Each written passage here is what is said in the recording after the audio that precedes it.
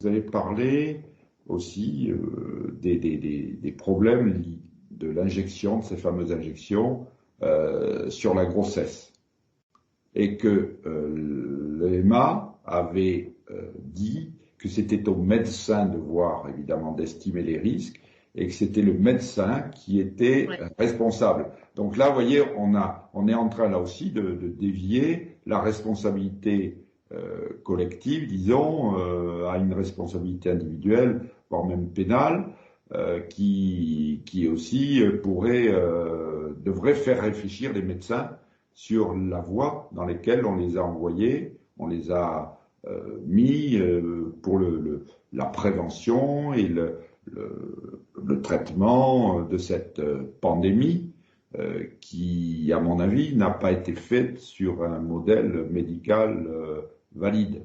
J'ai une formation médicale, évidemment, et je n'ai jamais vu traiter une maladie comme ça. Alors, est-ce que vous pouvez nous dire quelques mots sur cette Alors, responsabilité, en tout cas ce bottage en touche de l'EMA?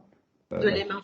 Voilà. Alors, vous faites référence sans doute à une intervention que j'ai eue avec Mathilde, une aide-soignante, une sage-femme, pardonnez-moi.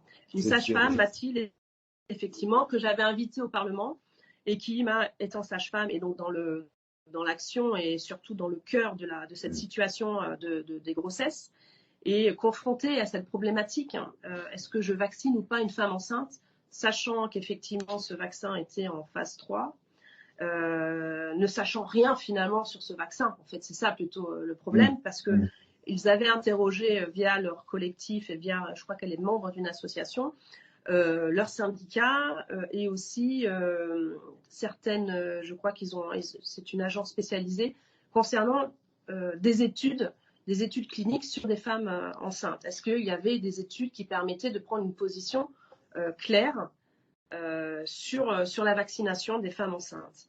Et elle n'avait pas obtenu de réponse de la part de cet organisme. Il n'y a pas d'études, en fait. Il n'y avait pas d'études. Donc, elle était confrontée à ce choix. Est-ce que je le fais ou pas? Et donc, elles avaient reçu une note de leur syndicat qui leur avait plutôt, au contraire, imposé une obligation.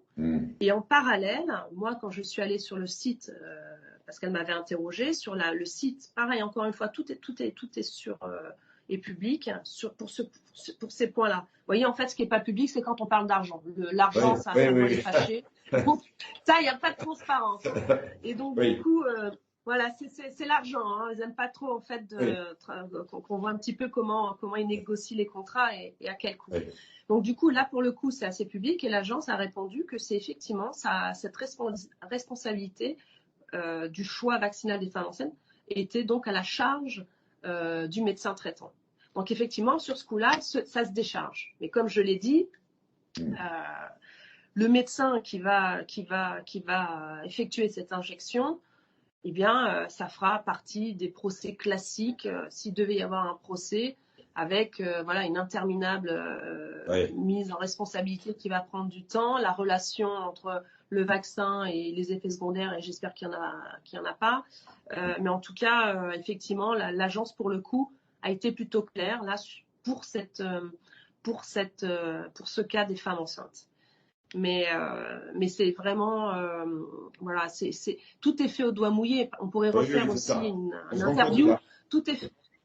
Pardon. Il n'y a aucun, voilà, ils prennent des décisions et je me rappelle aussi d'un mot du professeur Cyril Cohen cet hiver, qui a été interrogé par BFM sur ce sujet en disant, voilà, sur les effets secondaires, il a dit, mais je ne peux pas répondre parce que nous ne savons rien sur le vaccin. C'est pas moi qui le dis, c'est même lui qui l'a dit, il faut attendre sur du moyen, long terme, mais à ce jour, on ne sait rien sur les effets du vaccin. Donc c'est toute la problématique effectivement de ce dossier parce que finalement personne ne sait, et je voulais vous dire que effectivement l'agence médicale européenne a demandé plus de pouvoir, parce que c'est aussi important de savoir que la compétence de la santé ne fait pas partie des attributs de la commission, d'accord ?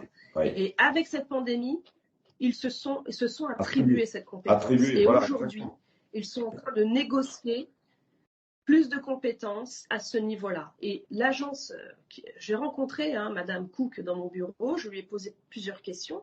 Et honnêtement, j'étais effarée de voir dans ses réponses qu'elle ne maîtrisait pas la totalité de ses autorisations. Quand je lui ai demandé quelles étaient les autorisations en cours des vaccins, eh bien, elle s'est trompée. Elle m'a quand même dit qu'ils étaient très peu de personnes en CDI et beaucoup de stagiaires. Et il faut savoir, et c'est ça qui était intéressant, c'est, je crois, je l'avais fait une question écrite sur le sujet, il y a quand même beaucoup de fonctionnaires qui ne sont toujours pas vaccinés dans cette agence. Donc, c'est aussi intéressant. Et ils n'avaient pas pu... Voilà. D'un côté, ça autorise, mais eux-mêmes ne le font pas. Donc ça, c'est aussi intéressant. Retrouver la question, parce que je ne voudrais pas dire de bêtises, il me semble que c'était 20% des fonctionnaires n'étaient pas vaccinés. Et c'est vrai, c'est plutôt ça qui est effrayant, c'est que dans ce dossier, les autorisations ont été bâclées et j'avais posé la question sur cette étude, vous savez, qui était ressortie de Pfizer, qui avait été bidonnée. Oui. Et elle m'avait répondu, ouais, mais bon, c'est que sur 2000 personnes, c'est pas grand-chose, il faut pas se fier à cette étude. Voilà, donc manque de sérieux quand même. Ouais. Et c'est ça qui pour moi, est assez effrayant et finalement me pousse à continuer à chercher, à poser des questions et pas les lâcher, parce que quand on voit pour certains traitements, il y a aussi une question, et peut-être à vous, je vous la pose. Moi, il y a quelque chose qui me pose question. Moi, je suis prête à me faire vacciner. Bon, je le dis, je suis encore j'ai eu Covid 2 fois, donc j'ai le certificat de rétablissement, tout va bien. Mais le problème, et j'ai eu aussi cette demande, les gens ne comprennent pas pourquoi, s'ils ont commencé par exemple avec le Janssen, un vaccin traditionnel, ou demain le Novavax, pour la deuxième dose, ils sont obligés de passer par un ARN messager. Ouais. Et là, j'ai pas la réponse. Ah oui, là aussi. Quel est le... Oui. Je comprends pas cette logique qu'il faut tous nous mettre là-dedans. Donc ça aussi, j'ai interrogé des médecins, personne n'arrive à me répondre. C'est quoi le protocole, quoi? Pourquoi il faut absolument passer par, même si vous faites l'injection Janssen, et j'ai des collègues qui l'ont fait, et ils m'ont dit, pour la deuxième, le rappel, il fallait absolument passer par un ARN messager. Voilà. Ça, c'est une question, j'ai pas la réponse. Et ce flou, disons, scientifique, parce que c'est un flou scientifique, c'est-à-dire qu'il ne nous répond absolument pas par des arguments scientifiques, alimente évidemment toutes les rumeurs complotistes, bien entendu. Puisque c'est eux qui contribuent à ces questions et à ces rumeurs. Malheureusement, s'ils étaient beaucoup plus transparents, logiques,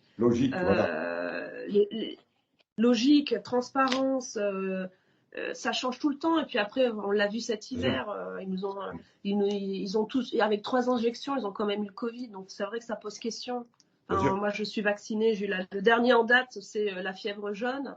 Bon, j'ai voyagé, j'ai pas eu la fièvre jaune. Non, bien sûr. Donc ça sert à ça un vaccin.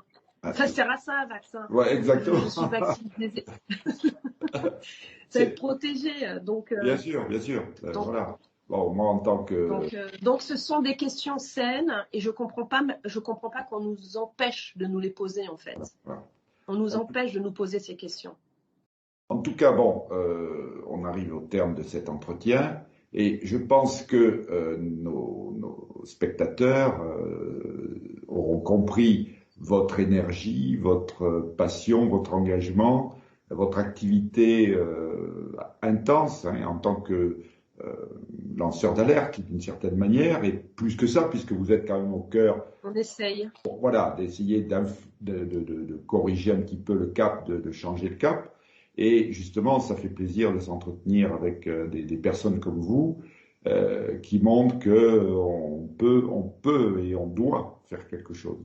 Donc, je vais vous remercier chaleureusement de cet entretien. Qui nous laisse un peu sur notre faim parce qu'on voit bien qu'on a fait en définitive qu'effleurer, mais qui, je l'espère, donneront envie aux personnes qui verront cette vidéo d'aller plus loin, de se renseigner par elles-mêmes et de voir que tout ce que vous dites, c'est du solide, c'est du concret et que on peut quand même faire quelque chose. Voilà. Écoutez, Virginie, je vous remercie Merci à vous. Cet entretien. Et puis, nous sommes appelés, donc on pourra peut-être faire un autre entretien dans quelques temps pour voir l'évolution sur ce point. Et sur d'autres, notamment la protection des animaux. Je sais que nous avons travaillé un peu en commun pour l'abattage rituel. Et que tout ça, c'est des choses aussi importantes dans tous les domaines. Voilà. Écoutez, on va même parler de McKinsey et tous les lobbies qui gravitent autour de la commission. C'est un très beau sujet aussi. Alors là parce que ça aussi, bah oui. Alors là, c'est la mine d'or. Hein. Je vous montre, on a fait un travail sur ces lobbies qui influencent. C'est très intéressant. Hein. C'est dans le processus législatif. Donc ça, c'est un gros sujet aussi. C'est d'ailleurs c'est pour ça que j'ai abordé, parce qu'on voit en France le cabinet McKinsey, hein, mais vous verrez qu'au niveau de la commission, c'est pareil, voire pire. On pourra évoquer ce sujet une autre fois. Je pense que ça intéressera nos téléspectateurs. Je vous remercie pour cette invitation. Je vous remercie de me donner encore cette possibilité de parler. Et sachez une chose, je ne suis pas seule. Il y a d'autres députés qui pareil, Christian Thérèse, que vous devez connaître, Christine Anderson, Rob Rousse. Nous sommes différents députés, on est à peu près une bonne dizaine, mais on est très actifs, on est très solidaires. Je ne suis pas seule. Et c'est ça aussi qui permet cette audience et de continuer effectivement à faire passer des messages, parce que moi, si je suis là, c'est grâce à vous. Hein. Je suis arrivée là, c'est parce c'est grâce aux électeurs, et je me dois de vous redonner ces informations et d'être présente pour vous. Surtout que il y a des échéances électorales bientôt.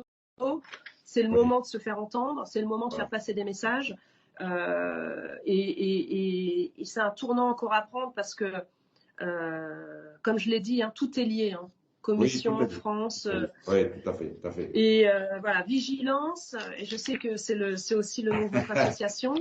Vigilance. Et merci encore pour cette invitation. Et je vous dis à bientôt avec d'autres sujets tout aussi passionnants.